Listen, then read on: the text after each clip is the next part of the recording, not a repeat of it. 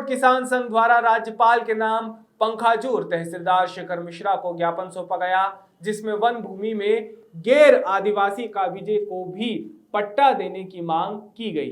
One भूमि पट्टा में वर्ष 2005 से पूर्व काबिज आदिवासी समुदाय के लोगों को वन भूमि पट्टा प्रदान किया गया। वहीं वन भूमि में विगत 30 से 40 वर्ष से काबिज गैर आदिवासियों को इसका पट्टा नहीं दिया गया, जिससे क्षेत्र के सैकड़ों गैर आदिवासी इससे वंचित रह गए हैं। वर्तमान में वन भूमि पट्टा देने के लिए रूढ़ी सभा बनाई गई है, जिसमें आदिवासी वर्ग के लोगों को ही रखा गया है, जिससे गैर आदिवासियों के हित प्रभावित होने की संभावना है। ऐसे में किसान संघ ने इस सभा में सभी समुदाय के लोगों को रखने के साथ साथ पंचायत के 50% मतदाता के बहुमत के आधार पर वन भूमि पट्टा देने की मांग को लेकर ज्ञापन सौंपा है। तहसीलदार को ज्ञापन सौंपे, क्या क्या मांग था? हमारा मांग ये है कि आज हमारे क्षेत्र में जो रूढ़ी क्षेत्र का एक व्यवस्था चल रहा है और रूढ़ी क्षेत्र हम उसका पूर्ण समर्थन करते हैं, लेकिन आज यहाँ पर बसें जो प्रोजेक्ट के तहत हमारे बंगाली समुदाय के लोगों को बसाया गया, उनको 5 एकड़ करके ज़मीन दिया गया था, जिसका आज कालांतर में आबादी बढ़ने के कारण, अब ज़मीन की कमी होने के कारण ये लोग जंगल ज़मीन पर काबिज हुए, जिस पर आश्रित है 30-40 सालों से।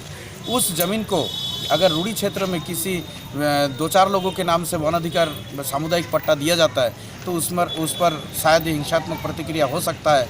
इसलिए हम लोग सरकार को एक ज्ञापन दिया था कि हमारे रूढ़ी क्षेत्र से हमारे कब्जाकृत भूमियों को अलग कर दिया जाए। अपना पहले मांग है दंडकरण प्रोजेक्ट से आए लोगों को ज़मीन कमी होने के कारण इसके पास कोई दूसरा चारा नहीं है, एक किसानी छोड़ कर के, तो किसानी के लिए तो भूमि चाहिए।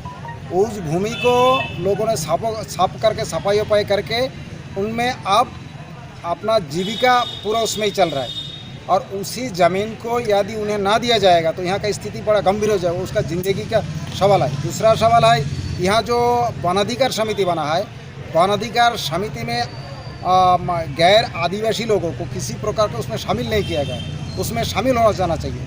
उसके बाद वन संशोधन जो रूढ़ी प्रथा के अनुसार जो नियम चल रहा है, हम लोग उसका विरोध नहीं कर रहे, मगर रूढ़ी प्रथा के अंतर्गत वहाँ हम लोग भी वन संशोधन से हम लोग भी जीते हैं, तो वन संशोधन में हम लोगों की भागीदारी होना चाहिए, ये अपने का पूरा मांग है। प्रसेनजीत साहा की रिपोर्ट।